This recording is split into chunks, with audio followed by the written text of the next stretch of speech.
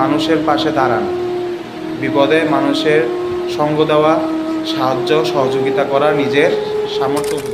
আমাদের বাংলাদেশে বিশেষ করে চট্টগ্রাম, দক্ষিণ চট্টগ্রাম অথবা কুমিল্লা, ব্রাহ্মণবাড়িয়া বা ফেনী ওইসব এলাকায়, উত্তরবঙ্গের বিভিন্ন এলাকায় আমরা দেখেছি বন্যায় প্লাবিত হয়ে গেছে। অতিরিক্ত বৃষ্টি এবং জলাবদ্ধতা। গাউসিয়া কমিটি বাংলাদেশ আরও অনেক সংগঠন তাদের পাশে এখন দাঁড়িয়েছে। বিভিন্ন মশা মাছি, বিভিন্ন ক্ষতিকর জীবজন্তু সেখানে সৃষ্টি হয়। আসসালামু আলাইকুম ওয়া রাহমাতুল্লাহি তাআলা ওয়া বারাকাতুহু। নাহমাদুহু ওয়া নুসাল্লিমু আলা রাসূলিহিল কারীম। আম্মা বাদ।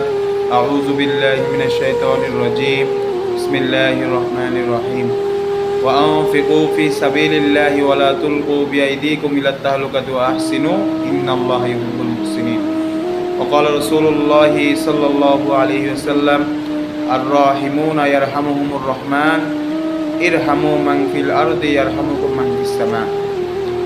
صدق الله المولانا العظيم وصدق رسوله النبي الحبيب الكريم ونحن على ذلك من الشاهدين والشاكرين والحمد لله رب العالمين. সুপ্রিয় দর্শক শ্রোতা, আজকে আমি যে বিষয়টি নিয়ে আলোচনা করতে এসেছি অত্যন্ত গুরুত্বপূর্ণ একটি বিষয়।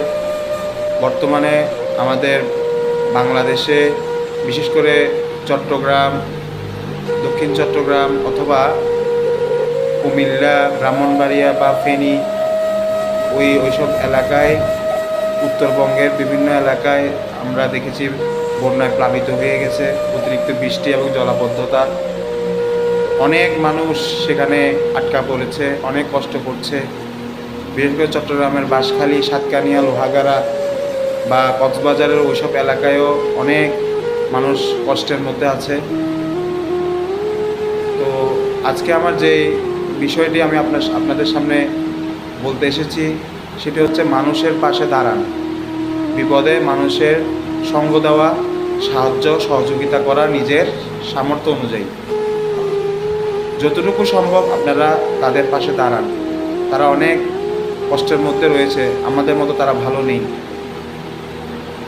তারা সারাদিন পানিবন্দী রয়েছে, কোথাও খাওয়া ঠিকমতো পাচ্ছে না, বিশুদ্ধ পানিও পাচ্ছে না, কোথাও বেরোতেও পারছে না। তো তাদের পাশে আপনারা দয়া করে দাঁড়ান। বিশেষ করে আমাদের অনেক সংগঠন, আমি তাদের শুকরিয়া জ্ঞাপন করছি। গাউসিয়া কমিটি বাংলাদেশ আরও অনেক সংগঠন তাদের পাশে এখন দাঁড়িয়েছে।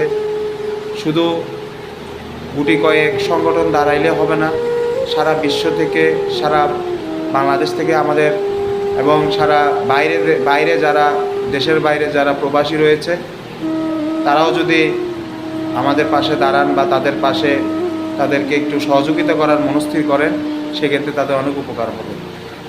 মানুষ মানুষেরই জন্য। আমি যে কোরআন আয়াতটি তেলাওয়াত করেছি এটা হচ্ছে সূরা বাকারার 195 নম্বর আয়াত। সেখানে আল্লাহ রাব্বুল আলামিন বলেছেন, তোমরা আল্লাহর রাস্তায় দান করো, কৃপণতা করো না, নিজেদের ধ্বংস নিজেরা ডেকে এনেও না, আর ভালো কাজ করো, নিশ্চয়ই আল্লাহ সৎকর্মশীলদের ভালোবাসে। একটি হাদিস আমি আপনাদের সামনে বলেছিলাম, সেটা হচ্ছে সুনানে আবু দাউদের 4941 নম্বর হাদিস। সেখানে বলা হয়েছে, আব্দুল্লাহ ইবনে ওমর রাদিয়াল্লাহু আনহু বর্ণিত, রাসূলুল্লাহ করিম সাল্লাল্লাহু আলাইহি ওয়াসাল্লাম ইরশাদ করেছেন, দয়াশীলদের উপর আল্লাহ দয়া করেন। তোমরা জমিনে আল্লাহর সকল সৃষ্টির প্রতি দয়া করো, তাহলে যিনি আসমানে আছেন মানে আল্লাহ রাব্বুল আলামিন, তিনি তোমাদের প্রতি দয়া করবেন। তা আমি আর বেশি কিছু বলছি না, আমি জাস্ট বলছি যারা বন্যার্ত রয়েছে, যারা অনেক কষ্টে রয়েছে, তাদেরকে আপনারা সহযোগিতা করুন, গরিব মানুষদের পাশে দাঁড়ান, এবং যারা ক্ষতিগ্রস্তের মধ্যে রয়েছে তাদেরকে আপনারা একটু সহযোগিতা করুন। আর যারা এইসব কর্মকাণ্ডে, উন্নয়ন কর্মকাণ্ডে বা এইসব সহযোগিতার কাজে যারা নিয়োজিত, তাদেরকে আপনারা সাপোর্ট করুন। তাহলে দেখবেন ইনশাল্লাহ আমাদের বাংলাদেশে আর চট্টগ্রামে আর বিভিন্ন জেলায় যারা ক্ষতিগ্রস্ত রয়েছে তারা কখনো আর বিপদের সম্মুখীন হবে না, কিছুটা হলেও বিপদ কাটিয়ে উঠতে পারবে। আর চট্টগ্রামে বেশিরভাগ জলাবদ্ধতার কারণটা আমার মনে হয় আমরা যত্রতত্র ময়লা আবর্জনা যেখানে সেখানে ফেলে রাখি। যারা সিটি কর্পোরেশন থেকে ময়লা আবর্জনার কাজে যারা সংরক্ষণে নিয়োজিত তাদেরকে আমরা সহযোগিতা করি না, তাদেরকে একটু আমরা আর্থিকভাবে তাদেরকে আমরা একটু সাপোর্ট দিই না। যদি তাদেরকে আমরা আর্থিকভাবে সাপোর্ট দিতাম তাহলে কিন্তু আমাদের চট্টগ্রামটা এত নোংরা থাকতো না।